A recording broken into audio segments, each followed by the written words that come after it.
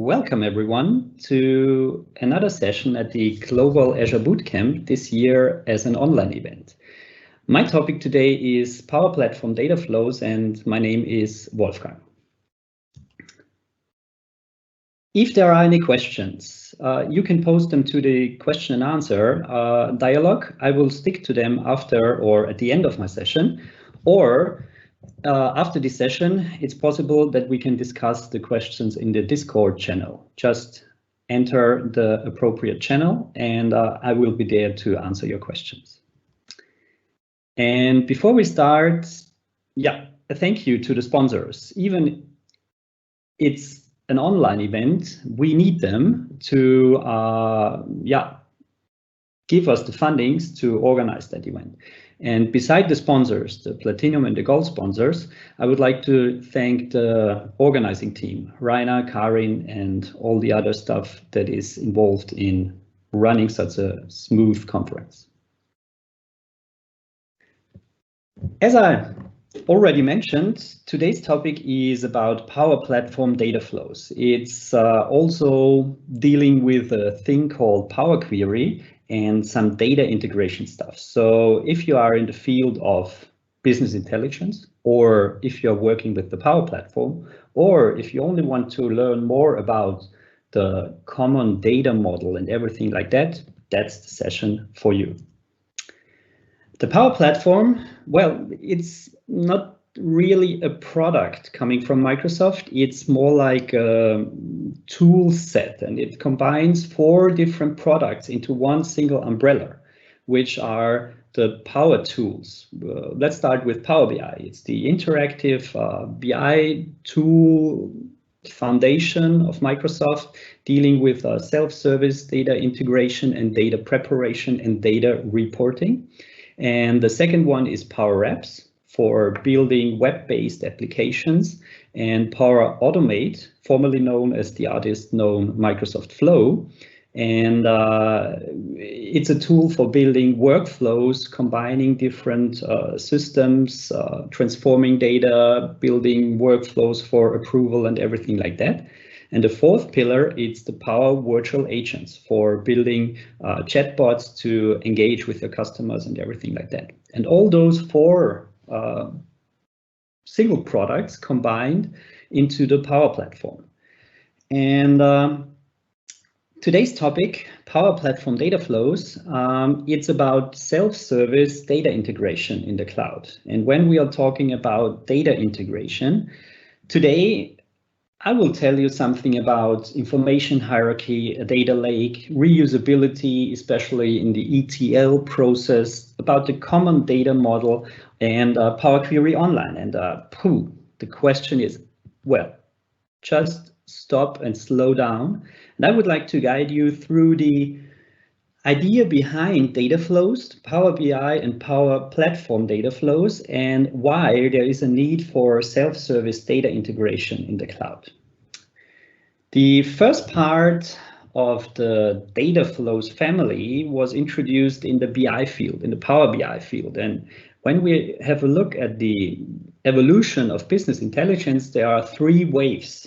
The first wave was called technical BI. There were data warehouses, reporting systems that were built by the IT department for the other departments in the company.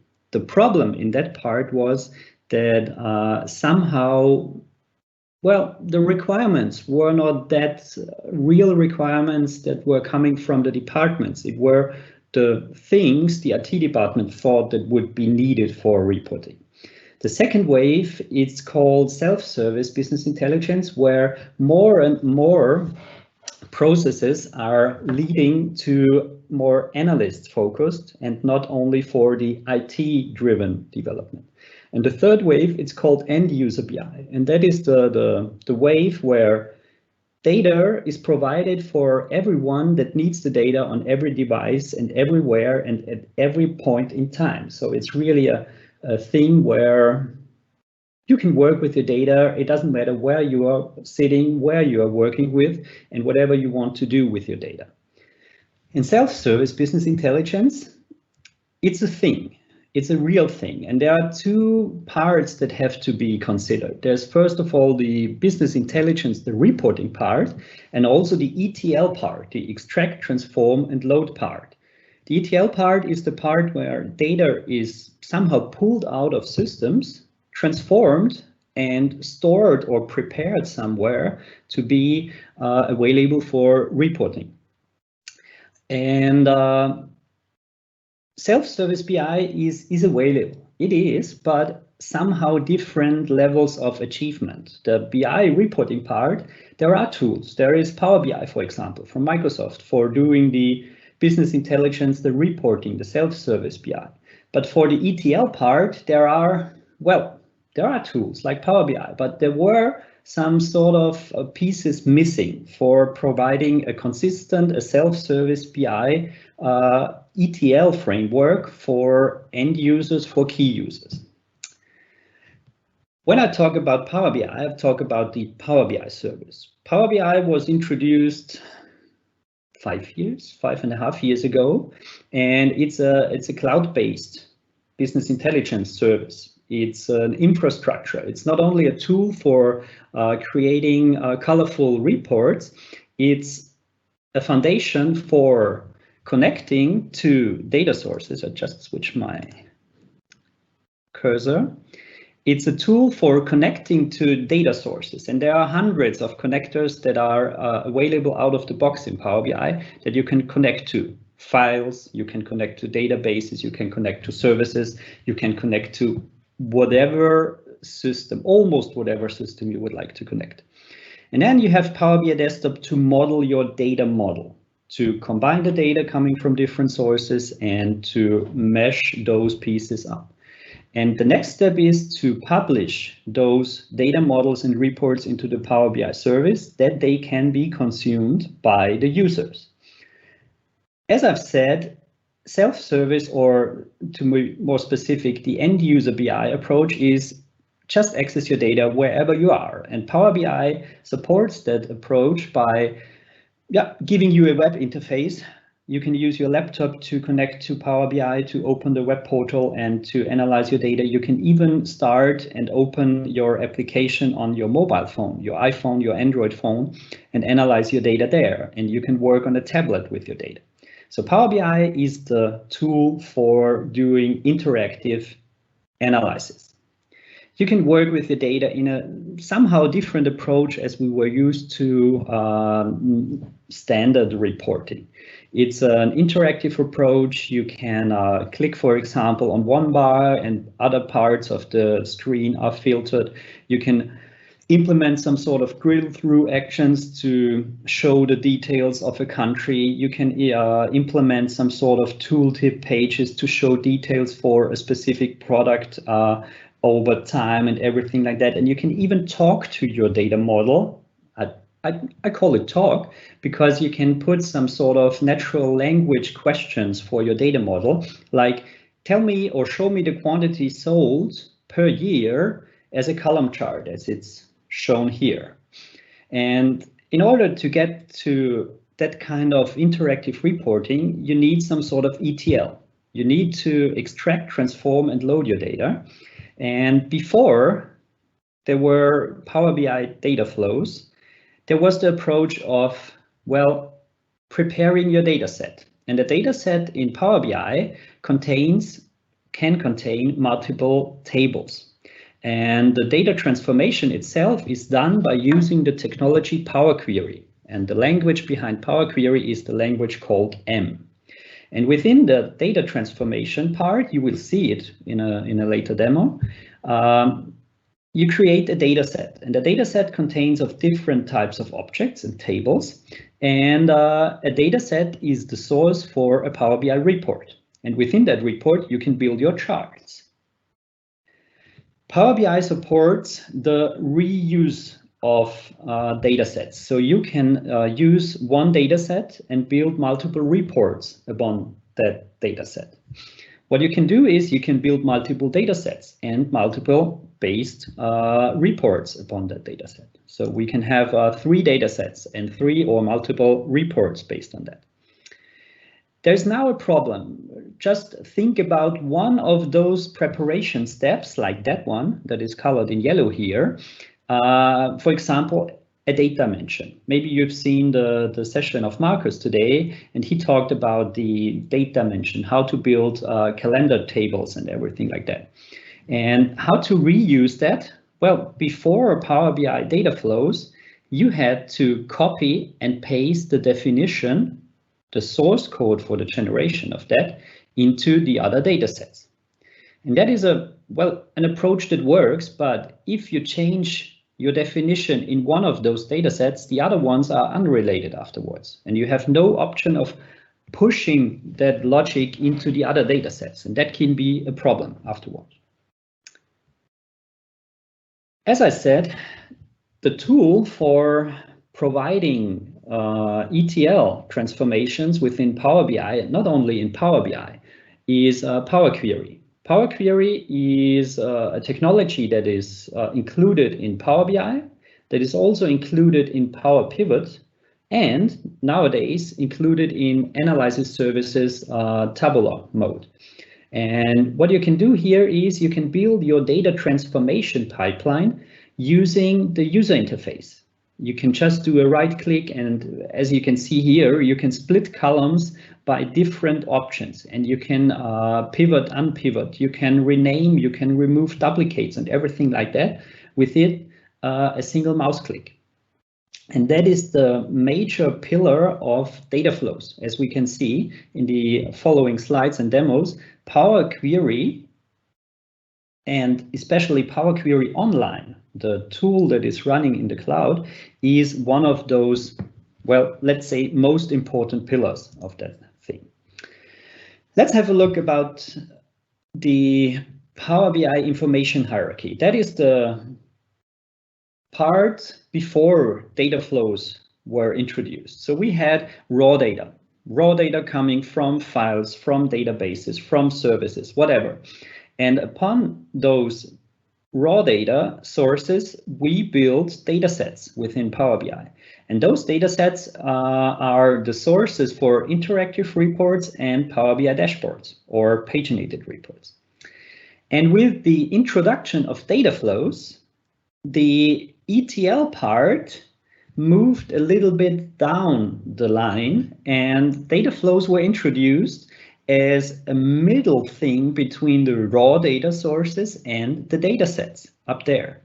So what you can build here is a reusable ETL transformation in the cloud.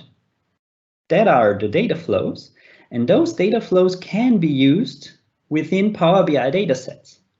And one of the most benefits of that is data flows can be reused. For example, when we think back to the slide with the data sets and the reports and the small yellow pieces, that logic can be put into a data flow, and that data flow can be used by different data sets. So we can reuse ETL transformations.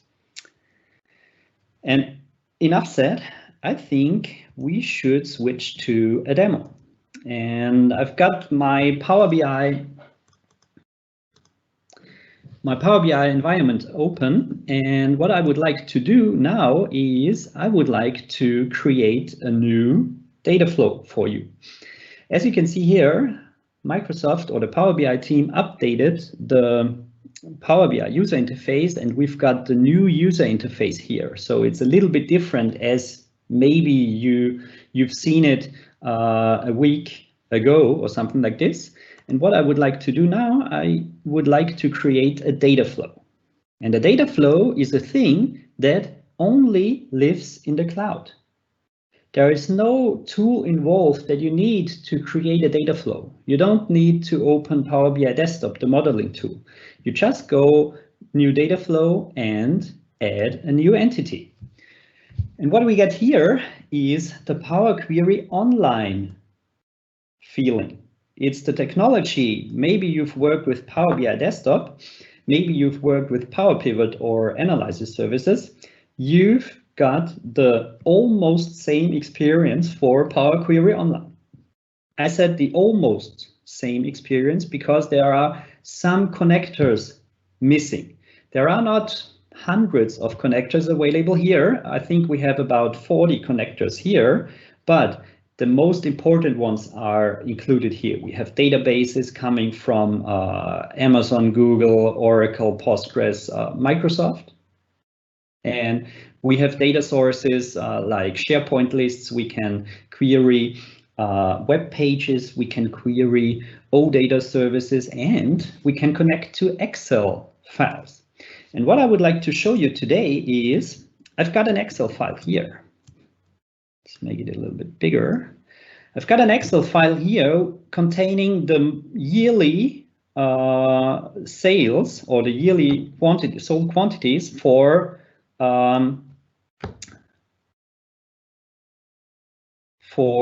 let's call it products in different countries.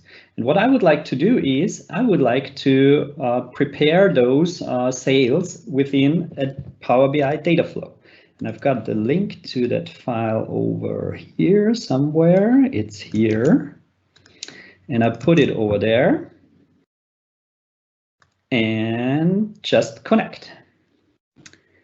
I take that one. And as you can see here, I've got my preview of my data out of the Excel file, and I hit the Transform Data button.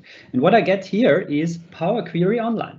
It's the user interface based data transformation, what we can do here. And what I would like to do is, well, I would like to change the structure of the table a little bit. I just go to the transform and I do a transpose, that I can do the analysis in the next step. When I do the transpose, I get another part of the table, which is a little bit better to analyze. What you see here, we have columns from 1 to column 7. I would like to have the first rows as a header. And whenever I click on one of those actions here, just have a look on the right side here. It's applied steps. I call it the macro recorder for everything like that. And it shows the steps I applied to my data set. And everything is done here in the preview. Everything I've clicked over there is added to the applied steps. And in the background, it's a source code generated. It's the language M that is generated in the background, and everything that I've done in the user interface is here within the source code of my M query. And now I would like to rename that column, because that one is a country. The next one is my article. And what I've got here is the number or the list of my years. Some columns are missing, or some rows are missing. So Austria should be filled down to the next 3 rows and Germany to the next 2. So, well, it's an easy task. I can go here, just click that one, and I select fill down. And what PowerQuery does, it fills down until the next value is over there. For a better structure of my data source, I can do a pivot or an unpivot for that. And I select that one here, and I can just select unpivot other columns. And what I get as a result is a list of country, article, sold per year, and the quantity sold. As you can see here, we can change data types. We can change it from a whole number to a decimal number, whatever I would like. Now I'm done with my data transformation. So whenever a data flow is refreshed, every one of those steps that are listed here are applied one after each other to my data source. And the result is a table that looks like that.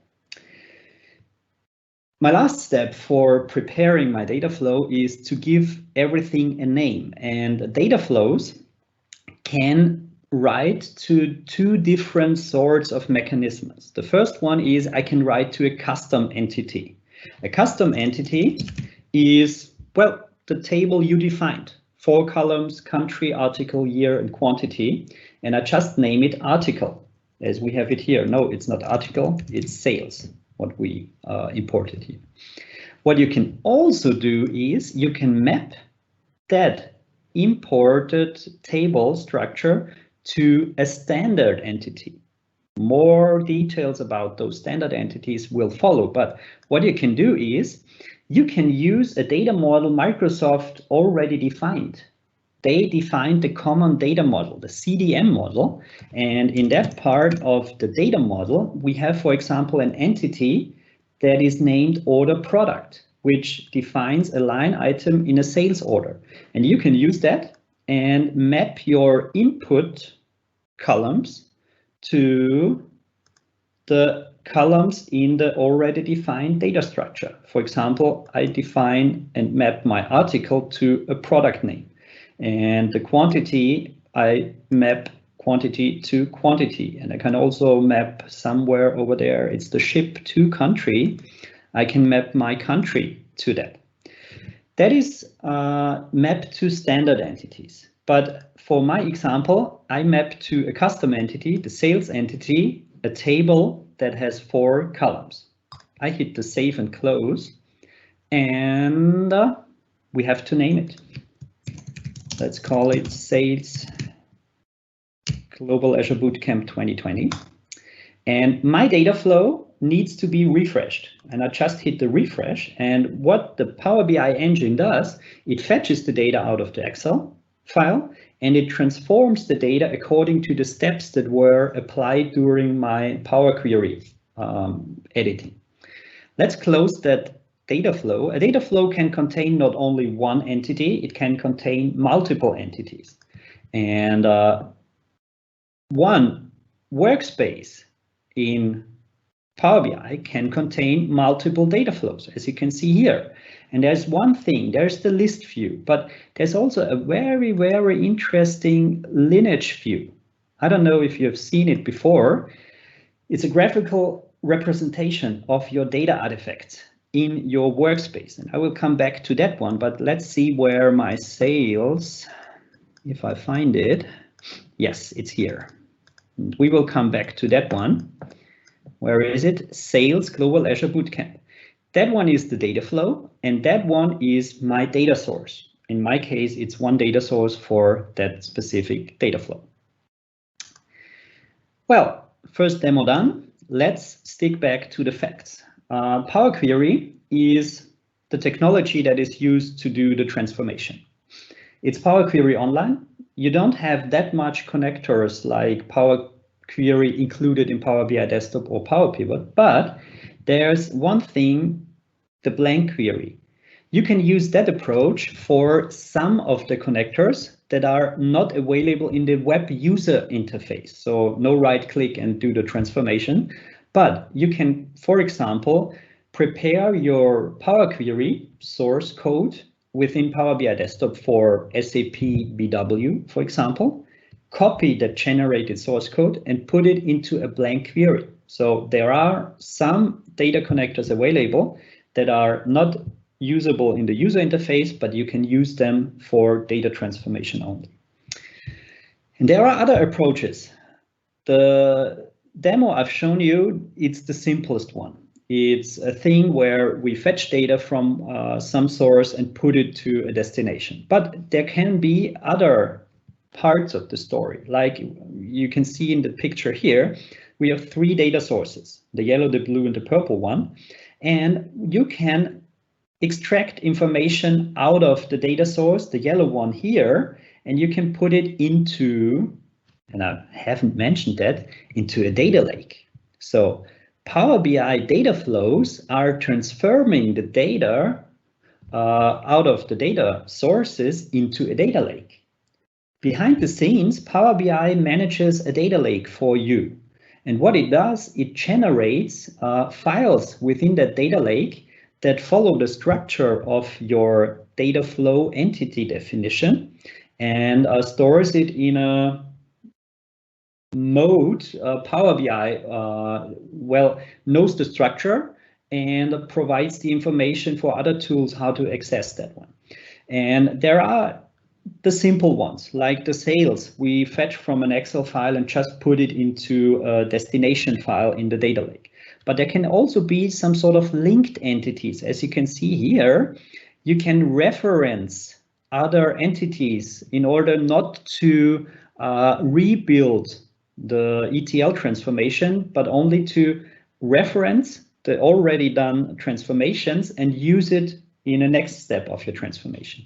And you can also do some in data lake computed entities, like when we have the sales and you want to build some aggregations based on that sales information, you can do that with the approach of computed entities.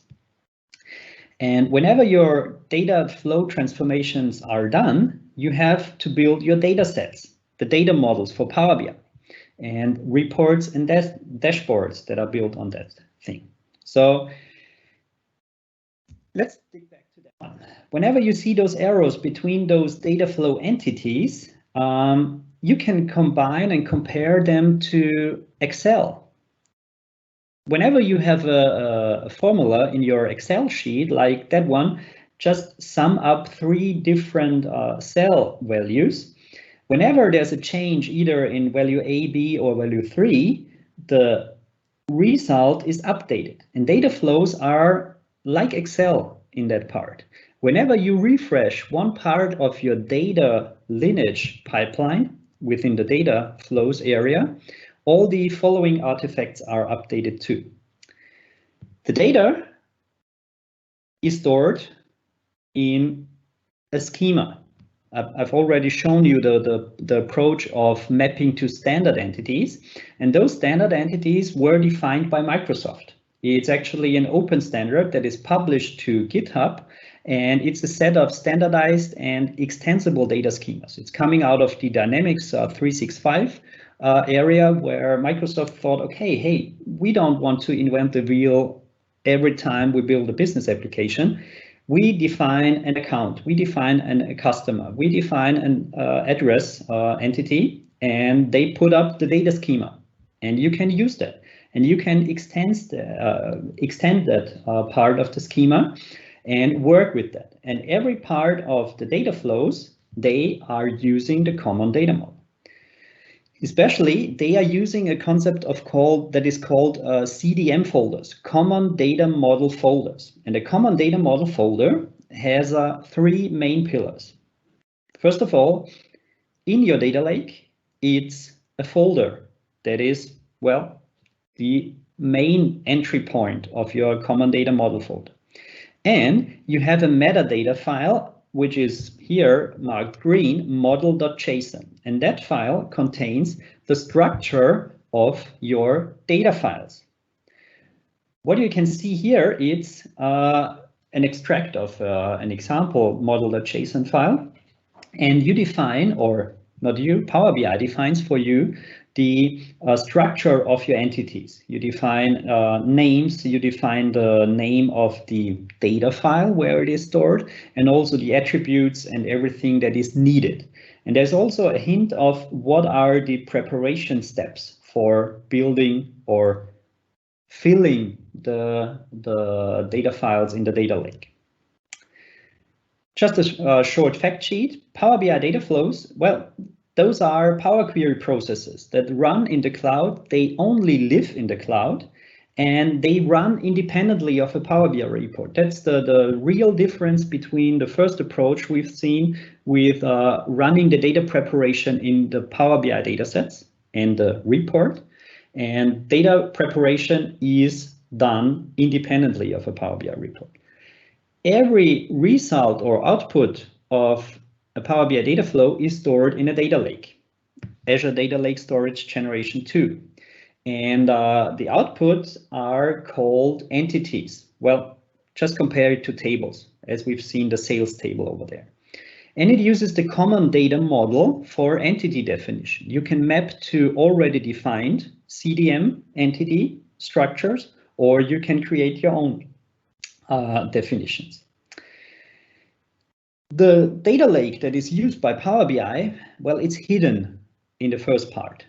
you can't access that data lake directly, but you can bring your own storage account and you can define your own data lake or your own data lake storage account where Power BI should write the results of the Power BI data flows over there.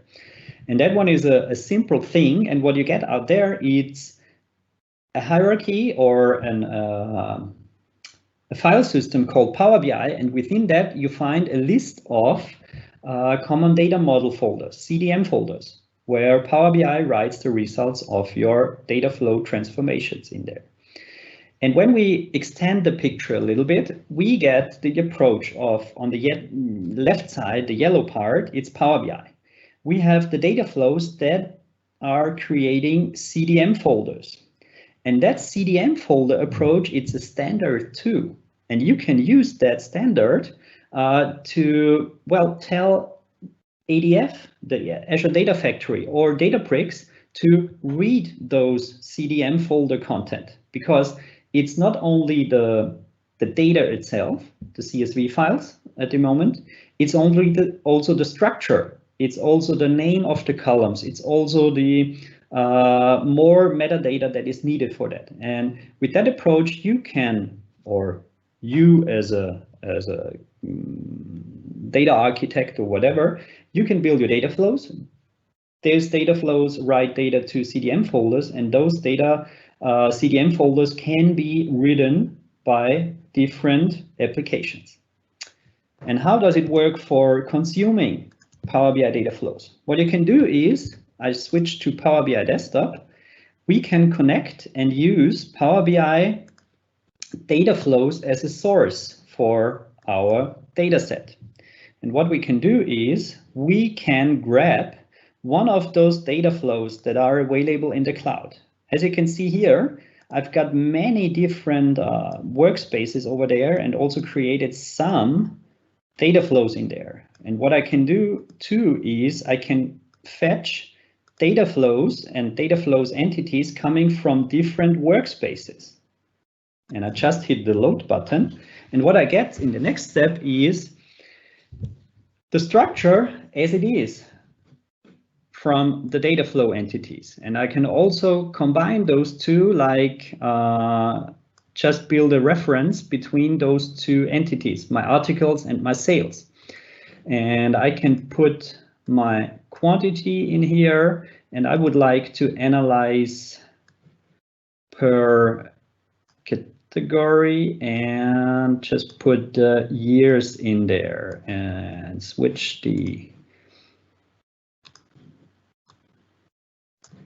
visualization a little bit, just order by the year, and I'm done with my report. When I'm done, I can publish that report to Power BI again. And I would like to show you a thing I've already done. I've already created a similar data flow like the one I've shown you in the beginning. And I've also created a similar data set that is based on the sales information and also article information. That one is coming, or that data flow lives in the same workspace, and that article data lives in another workspace. And that one is combined into one data set where we find two reports and a dashboard that uses data out of that data set. And what you can do here is you can have a look, what are the artifacts that are required for that report to be filled. And what you can do now is you can show an impact. What are the artifacts, what are the reports, and what are the dashboards that are, well, let's say impacted if we change that data set. So that is the relationship Power BI, data flow, data set, and reports based on that story. You can combine it here. And now to the Power Platform Dataflows. The Power BI Dataflows were the first part of the story. They were the first that were introduced and the first concept of building data integration in the cloud. And Power BI Dataflows well, they extend the thing. As I told you, Power Platform is a sort of combination of those four products: Power BI, Power Apps, Power Automate, and Power Virtual Agents. And whenever we are talking about data integration, there are some figures that are really needed to understand the problem, because Harvard Business Review, well, said there are about 75% of companies that are not able to act on their data. And about 80% of the work that is data related is data preparation. And whenever we have the option and the possibility to make it easier to work with the data, to do an easier job for data preparation, well, that's the part where Power Platform Dataflows can help, because they are built on many, many connectors. As I said, Power BI supports hundreds of data connectors, and the other Power Platform Dataflows also are able to connect to many of those sources. And you have a similar set of connectors available in Power BI Dataflows and Power Platform Dataflows. And it's interactive, intuitive, and consistent, because you have PowerQuery as one tool to rule them all. And it's easy to build a common understanding of data consistency and data exchange by using the concept of CDM folders. And how does it look, the architecture, when dealing with Power Platform Dataflows? Well, we have data sources and we have authoring tools. First part, Power BI. And you have PowerQuery online. You do your transformation, and you, well, not you, it's the Power BI Dataflows engine that writes the data to a data storage. Initially, that data storage, the data lake, is hidden. You can't modify it, but you can bring your own storage account and you can write that data to your maybe already existing data lake in the cloud. And at the end, you bring that data to your data consumers. You build your data models. You build a Power BI data model, a Power BI data set, and interactive reports for your users. The next part, the Power Platform Dataflows, well, Power Apps also supports the use of PowerQuery online. And you can, well, prepare data and use PowerQuery online to write data to the Common Data Service. Well, what's that Common Data Service? I've already told you about the Common Data Model. The Common Data Model is the data schema. It's only a schema. It's not a database that follows that schema. The Common Data Service, just compare it to a database in the cloud that follows the Common Data Model. So within your Common Data Service, you find entities like an account, a lead, a product, whatever. All those entities that were defined in the Common Data Model. And you can use PowerQuery online to fill that entities. So it's an approach to, well, use Excel file to fill entities in your Common Data Service. Or you can use Dataflows activity, the, well, automatic replication, it's called Project Athena, to get data out of the Common Data Service into a data lake and provide it as a data source for data consumers. Let's start with the first part, the load data into the CDS. So we have, for example, sales data, product data, and we would like to load it into Common Data Service entities. And that is hidden in the Power Apps portal, but pictures are nice, demos are better. Just switch to that one. What you can see here is the Power Apps user interface, and there's the menu, not like, it's the data menu. And we have an entry, Dataflows, over there. And what we can create, whenever it's loaded, we can create a new data flow. We can call it Global Azure Bootcamp data flow. And we create PowerQuery online over there to fetch data, to prepare data, to generate data. And I switch to an already existing one. It's called first data flow.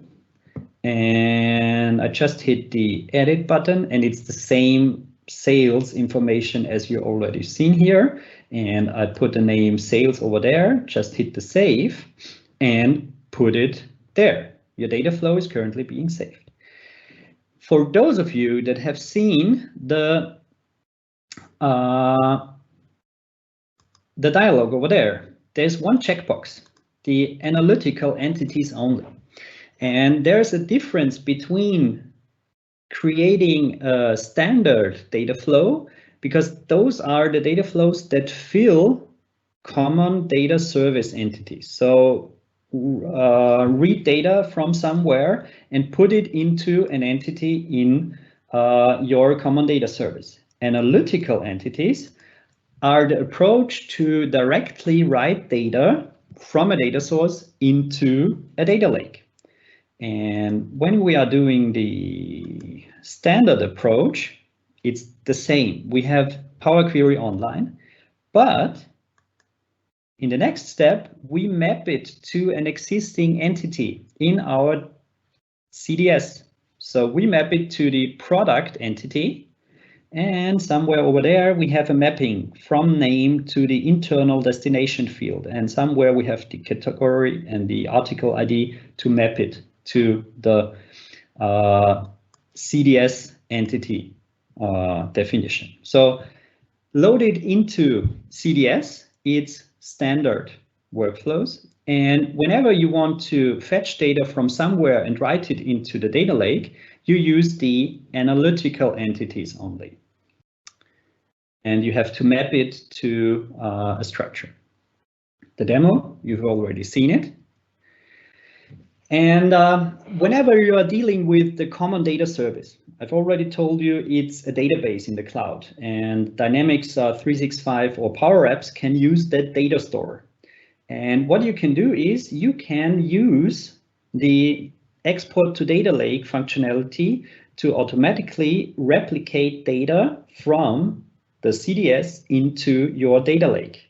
That is really a nice approach, because you are dividing the transactional approach. You are dealing with your article entity, you are dealing with your sales entity, into a transformation to a more analytical view. You are creating your analytical entities.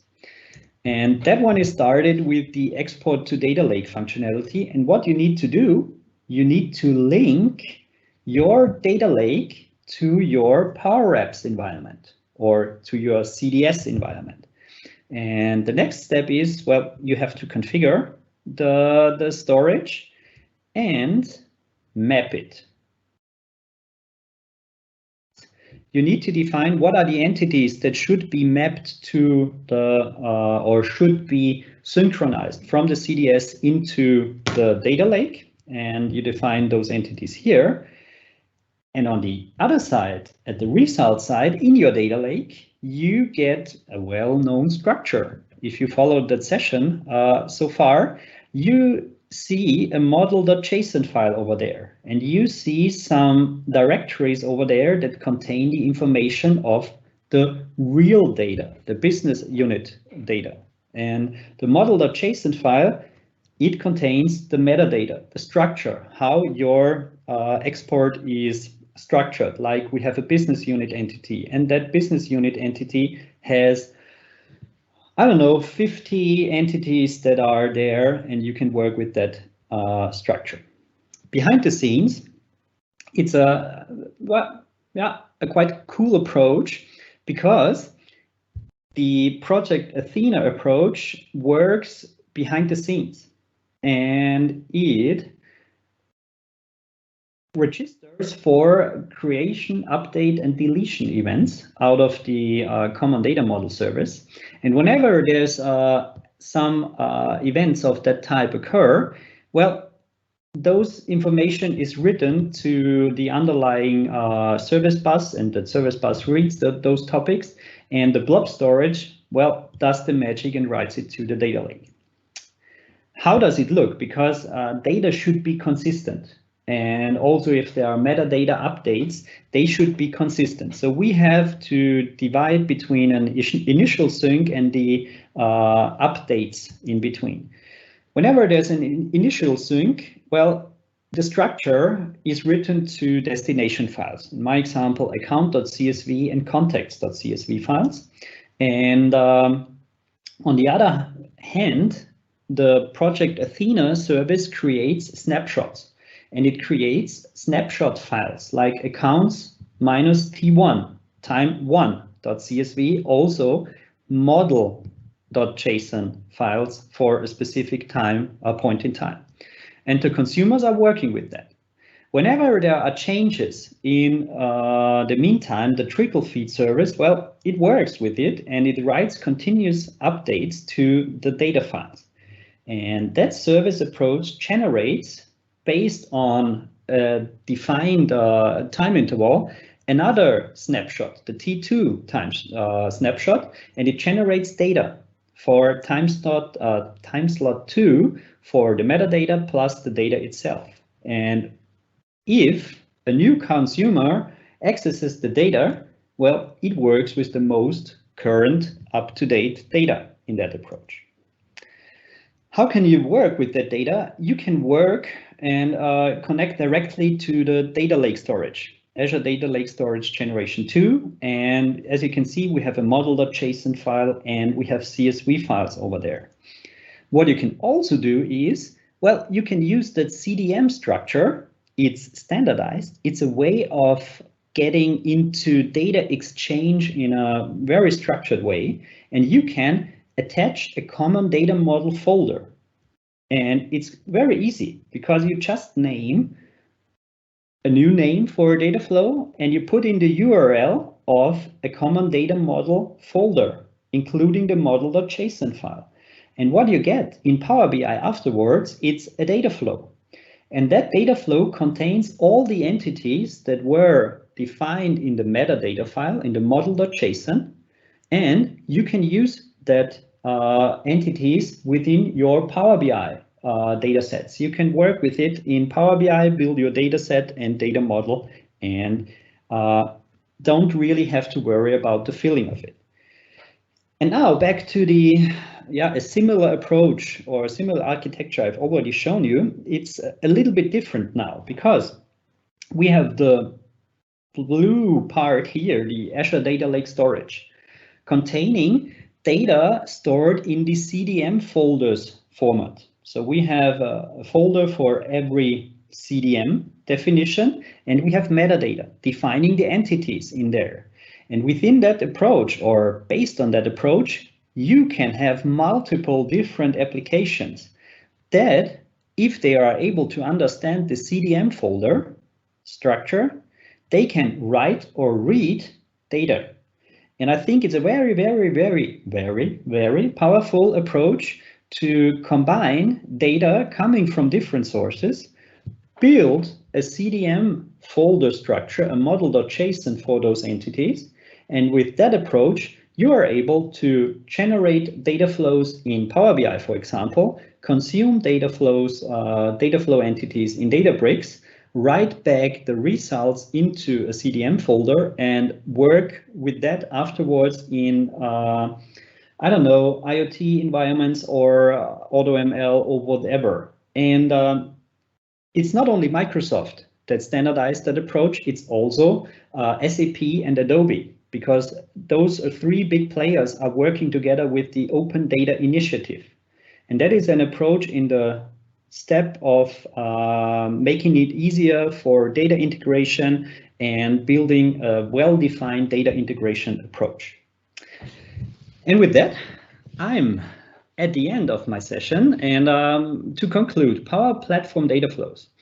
Well, they are an approach for data integration and preparation in the cloud. Those are cloud only or cloud native objects, and they are dealing with data lake, data in a data lake stored in a format that is well defined and structured because it's following the CDM folders approach, model.json file and everything like that. For the data flows approach, you are using PowerQuery. It's a well-known technology, and you can use PowerQuery in Excel, in Power BI, in Dataflows in the cloud, and you can use many of the connectors that are available. And to sum it up, it's an approach for making data exchange easier and preparing a reusable layer of data integration in the cloud. With that, I'm at the end of my presentation, and I just switch back to the Teams client to have a look if there are any questions so far. Is PowerQuery an acceptable alternative to SQL Server integration services regarding functionality and usability?